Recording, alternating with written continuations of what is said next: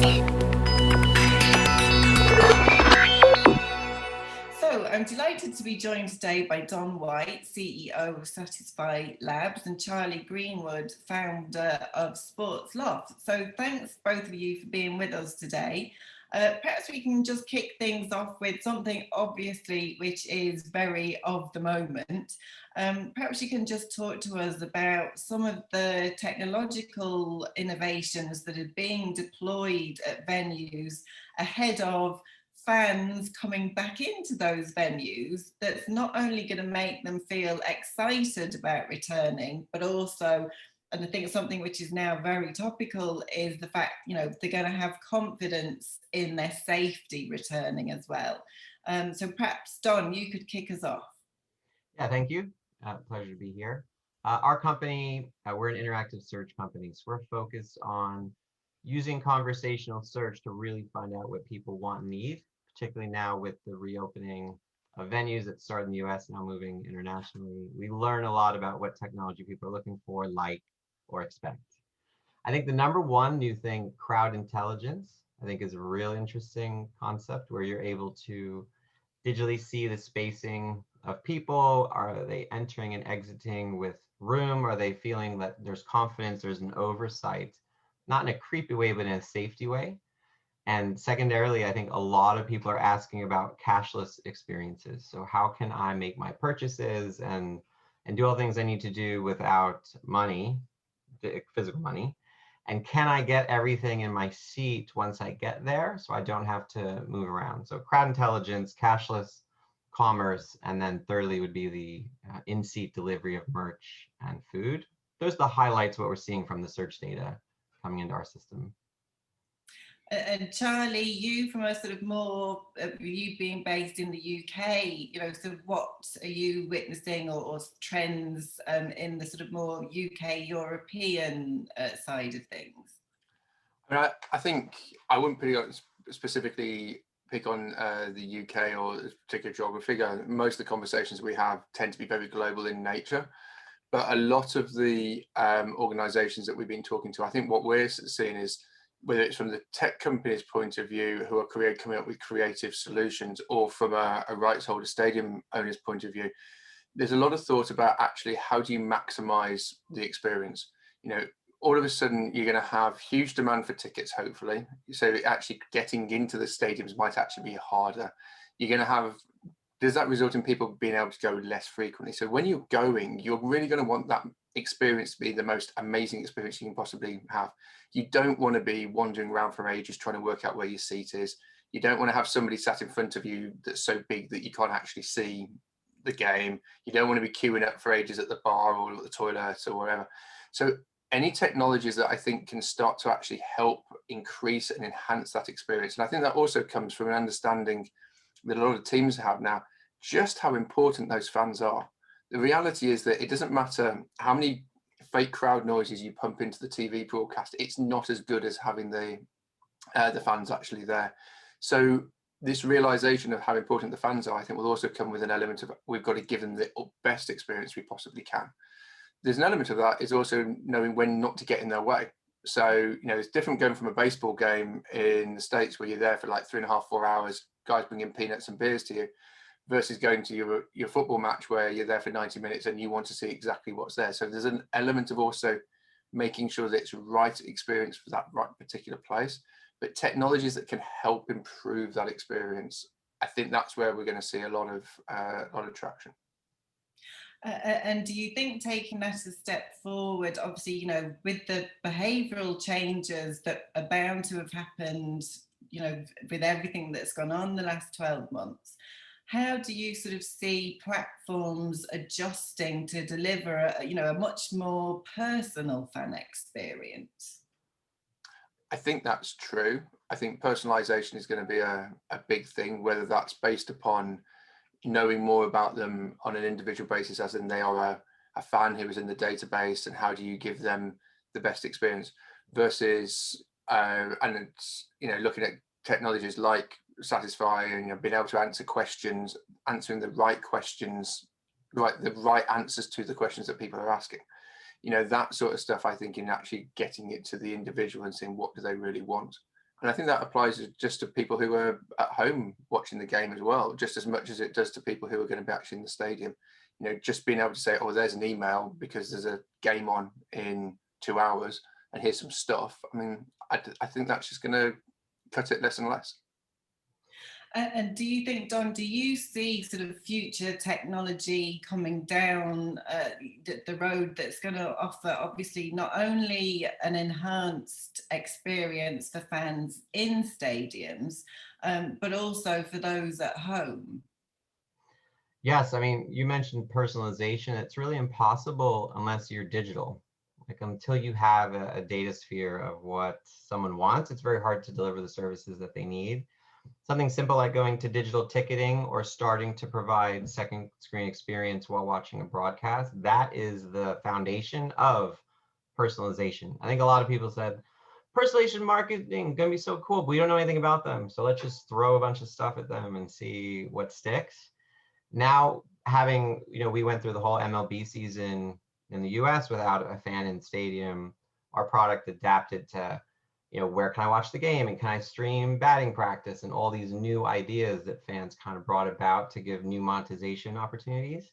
So you have to now look at your fan who either comes to your game or is on the other side of the earth and treat them differently, but have a strategy for both.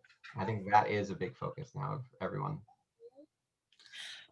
So I think what we've found is that, there has been a big, a lot of new ideas about how people are starting to engage at home, whether it's things like watch together, whether it's things about bringing stats. Is that on a second screen? Is that on the first screen that you're watching?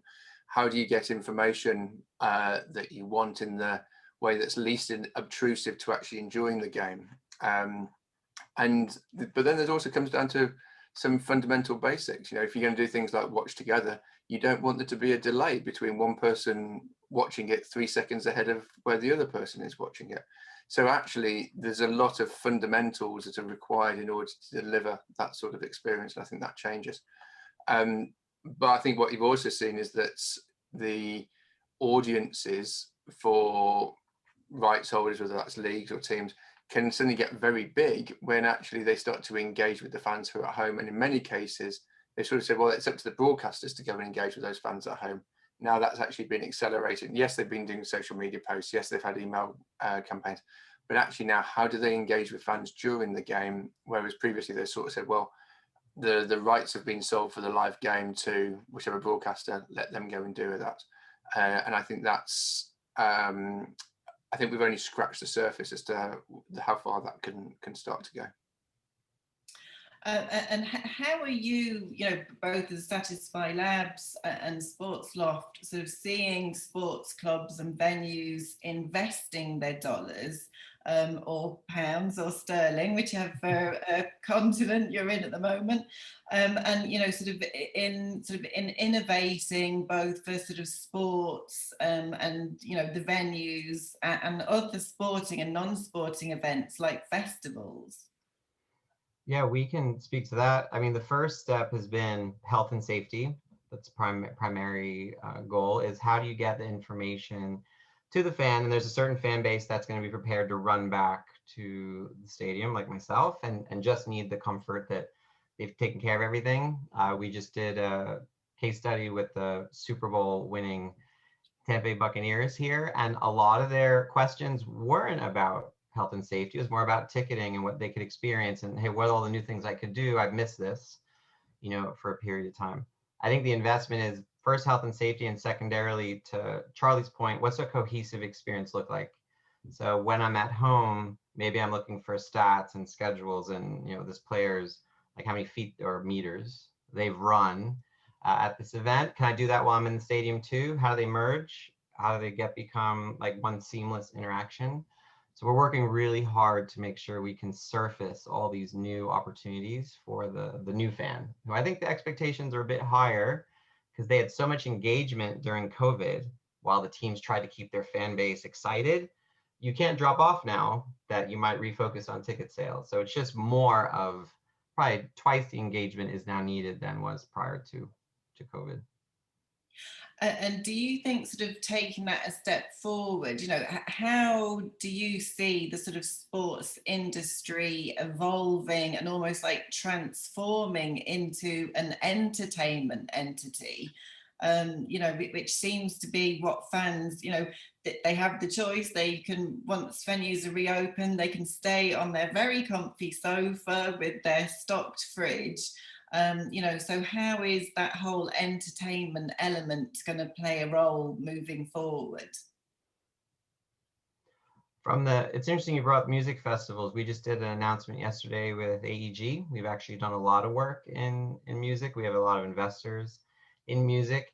The product that you are paying to experience, if it's a football match or a concert, it's actually very similar, because the same way that you're a fan of an artist, you're the fan of a team or a player. So there's the product that's on the stage or the field, and that's where all the hard work is done of stuff I don't do. What surrounds that is what you're really talking about. So how many amenities do I need to offer to make that product special enough that I return to it? And what a lot of people are looking for now is special enough that even if I can't physically visit it, I could have a virtual new experience I didn't have before. Charlie mentioned the broadcaster engagement. I would tell everyone to watch Twitch. If you haven't seen how a player who happens to be either a DJ on the music side or a gamer is playing a game and interacting with fans at the same time. And there's some AI ideas that I'm going to bring into that industry very soon, but watch that engagement and the generation that's coming there. Because imagine, I don't want to tell you that a footballer is going to be running across the field and talking to his or her fan base anytime soon, but that level of engagement is where we are going to go. We just have to figure out how to tie all the things together, but that's the expectation that we need to get to. And what about with you, Charlie? What are your thoughts on that? I think the inevitable is that you're going to get an increasing blurring between sort of sports, media, and entertainment. I think that feels like a given. What happens at that intersection, though, I think is still very much being defined. And a lot of the companies that we work with at Sports Loft are very much at the forefront of defining that. The idea that Donnie mentioned around music festivals, the reality is that the technology that you use at a music festival or somewhere like the O2 or Old Trafford, or it's very, very similar whether you're engaging with fans or whether you're talking about how to actually go into a physical venue. So I think there's massive similarities there. But then I think you look at the overlaps in the content side between the way that a lot of athletes are becoming superstars in their own right. So a lot of similarity into the most popular music artists, but also the way that actually music and sport is increasingly coming together as well, I think is really, really interesting. And I think you're only going to see more and more of that. I think they'll also create new business models around it too. And I think you'll find new ways of that engagement between different fans being built up, monetized, call it what you will. And then finally, sorry, it's remiss of me, I should have probably kicked off with this one. Perhaps you can just explain for us, you know, a bit about Satisfi and a bit about Sports Loft and how it is that you two entities are working together. Our company is based in New York. I guess based is like a new term. Majority of our employees are not in New York today, just because they're trying out new things. New states, especially hot ones, are attractive. Our product really, as I mentioned, is about conversational search. The thesis of the company was that when you get into an environment like an experience, that you have a lot of questions about what you can do or buy, or if you want to go. And that was how we got into, right now we have about 200 clients in sports and entertainment that do range the gamut of the physical sport event to even a virtual like music event. Met Charlie through one of our investors, in-stadia Ventures, and our interest was to go into the UK market, but not be an American company trying to go global, but a company that recognized an international partner would make sense to learn, you know, how do we adapt to either the culture or the approach or the difference in sport. Like, don't assume a behavioral fan in the US is a behavioral fan in the UK. A good example is parking is really not a thing at a football match as it is in the the US, and the nearest pub is actually way more important than many other things. So Charlie really gives us the opportunity to give us both strategy, insight, business advice, and help us meet the right people to expand our business internationally. And we've done that through Sports Loft. So love the partnership, and I promote him as much as I can, because we were friends before, but now we're business partners. And so we have a vested interest and alignment to help each other be successful. We can probably tell Donny where all the nearest pubs are to most football stadiums, because I've probably been in them, or at least in the away pub of most of them. So that's certainly the case. I think I first met Donny probably 5 years ago on a basketball court in St. Louis, and Donny mentioned at Stadia Ventures it was their demo day, and Donny pitched to me, and within about 30 seconds I was like, whoa, I like this. This is really cool. And I'd actually, about 6 or 12 months prior to that, had helped M&C Saatchi win O2's rugby sponsorship business. And I heard what Donny was talking about and was like, that is just a great activation for Twickenham Stadium with O2. And it just felt right on so many levels. And so that struck me straight away. And then we kept in touch, and when we set up Sports Loft, Donny was one of the first phone calls I made, and we actually sat down in New York and chatted it through. And actually, Donny's helped us think through a lot of how we help the different companies that we work with. It's really important that we are seen as helping and doing everything we can to help those companies build. And as long as we're doing that, then everything else kind of takes care of itself at the end of the day. But having sort of one of the first companies who came in, so we started with 4 companies that we work with. We're up to 11 now. Donny and Satisfi were one of the original 4 when we launched. Perfect. Well, it sounds like there's a lot of good things to look forward to, and please make sure to keep us posted. And thanks so much for chatting with us today.